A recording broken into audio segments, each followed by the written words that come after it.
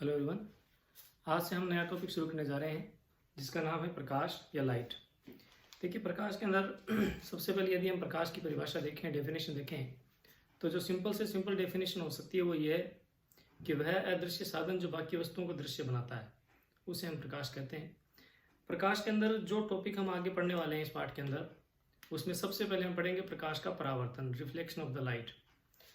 तो आज हम जिस टॉपिक की बात करेंगे उसका नाम है प्रकाश का परावर्तन। आज हम पढ़ेंगे प्रकाश का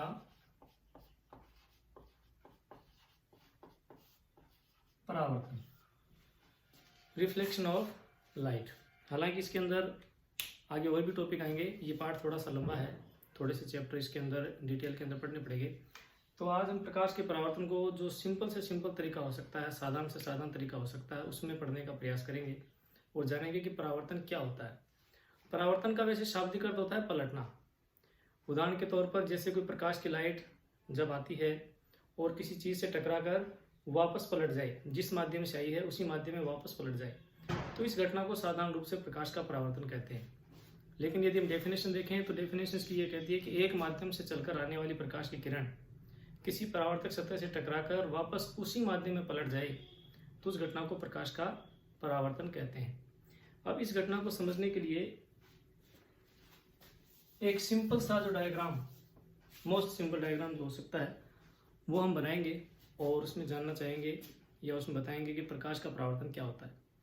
देखिए, प्रकाश के परावर्तन के लिए सबसे पहले हमें एक परावर्तक पृष्ठ चाहिए, एक परावर्तक सतह चाहिए, और उस परावर्तक सतह की सहायता से ही हम परावर्तन की घटना को समझा सकते हैं। तो यहाँ पर हमने मान लीजिए एक दर्पण दिया, दर्पण या मिरर, साधारण दर्पण जिसके अंदर हम अपने आप को देखते हैं। परावर्तन की वजह से हमें उसके अंदर अपनी शक्ल दिखाई देती है, वो दर्पण है। उस दर्पण की एक सतह एकदम चमकीली होती है जिसके अंदर हमें हमारी शक्ल दिखाई देती है, और जो उसकी पीछे वाली सतह होती है उसके ऊपर पॉलिश की होती है। तो यहाँ पर हमने ये जो लाइनिंग की है ये उस पॉलिश को दर्शाती है। तो परावर्तन की घटना में क्या होगा कि एक प्रकाश की किरण चलकर आती है किसी माध्यम से और परावर्तक सतह से टकराने के बाद वापस उसी माध्यम में लौट जाती है। इस घटना को परावर्तन कहते हैं। तो यहाँ पर हम एक प्रकाश की किरण बनाते हैं। यह सूर्य से आने वाली एक प्रकाश की किरण है। ये हालांकि मैंने थोड़ी सी टेढ़ी मेढ़ी बनाई है, वास्तव में टेढ़ी मेढ़ी नहीं होती, एकदम सीधी रेखा में होती है।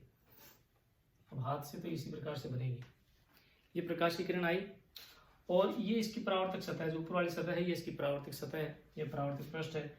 यहाँ से टकराने के बाद ये प्रकाश की किरण वापस उसी माध्यम में लौट जाएगी जिससे होकर ये आई थी। अब इस घटना की व्याख्या करने के लिए ये जो परावर्तक सतह है इसके लंबवत हम एक काल्पनिक रेखा खींचेंगे। ये काल्पनिक रेखा है, इस काल्पनिक रेखा का नाम है अभिलंब या सस्पेंशन।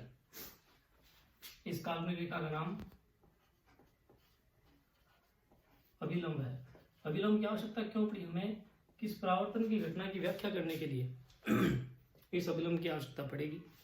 तो देखिए, ये जो प्रकाश की किरण चल के आ रही है, किसी माध्यम से चलकर आने वाली प्रकाश की जो किरण है, इसे हम कहते हैं आपतित किरण, इंसिडेंट रे।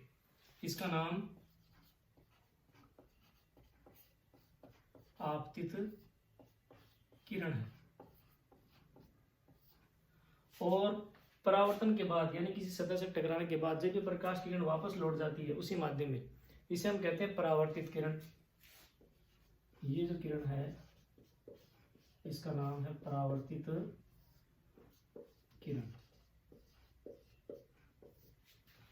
आपतित किरण और परावर्तित किरण।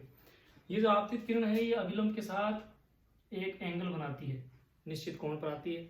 इस कोण को कहते हैं आपतन कोण आई, इंसिडेंट एंगल। और परावर्तन के समय जब परावर्तित होकर चली जाती है उस समय भी ये अभिलंब के साथ एक कोण बनाती है, इसको कहते हैं परावर्तन कोण आर। यहाँ पर हम शो कर देते हैं कोण आई, इसका मतलब है आपतन कोण, आपतन कोण। और ये जो दूसरा हमने कोण बनाया कोण आर, इसका नाम है परावर्तन कोण। आपतन कोण और परावर्तन कोण है। ये जो हमने बनाया ये दर्पण है, एक प्रकार से ये दर्पण है, और इस दर्पण की जो ऊपर की सतह है ये इसकी परावर्तक पृष्ठ है, यानी जहां पर परावर्तन की घटना घटती है, परावर्तक पृष्ठ है। तो इस प्रकार से एक सिंपल से डायग्राम की सहायता से हम परावर्तन की घटना को समझा सकते हैं कि एक माध्यम से चलकर आने वाली प्रकाश की किरण किसी परावर्तक सतह से टकराने के बाद वापस उसी माध्यम में लौट जाती है जिससे होकर वो आई है। तो इस घटना को हम क्या कहते हैं? परावर्तन कहते हैं।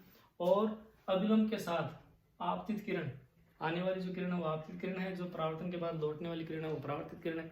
अभिलंब के साथ आपतित किरण के द्वारा बनाया जाने वाला जो कोण है वो आपतन कोण कहलाता है, और अभिलंब के साथ परावर्तित किरण के द्वारा जो बनाया जाने वाला कोण है उसे परावर्तन कोण कहते हैं। आपतन कोण और परावर्तन कोण कहते हैं। तो ये परावर्तन की घटना की सिंपल साधारण शब्दों के अंदर व्याख्या है। कभी कभी अपने परावर्तन के नियम पूछ लेते हैं कि परावर्तन के नियम क्या है।